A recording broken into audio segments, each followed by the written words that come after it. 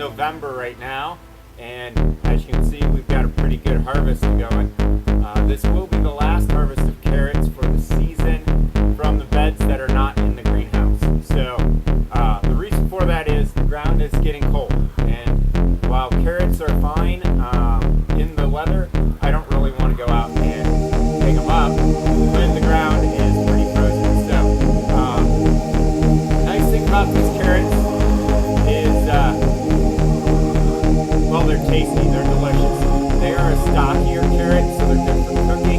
A friend of mine likes to cook them with brown sugar on them, and they seem to taste pretty good that way. I'm more of a fresh carrot kind of guy myself, but if you have some meat, I wouldn't recommend these as carrots. Definitely try to cook them. They have some good color. We do have some that are pretty white, like that one, but they're definitely a thicker, stockier carrot. And the nice thing is they do grow anytime the ground is above freezing. So as long as the ground is not frozen, you can grow these carrots. Also, if the ground does freeze, they'll simply go dormant. And then when the ground thaws, they'll start growing again, which is a pretty cool thing. I planted these about 2 months ago, 3 months ago, about 2 months ago, about 6, 8 weeks ago, and they are definitely ready to harvest.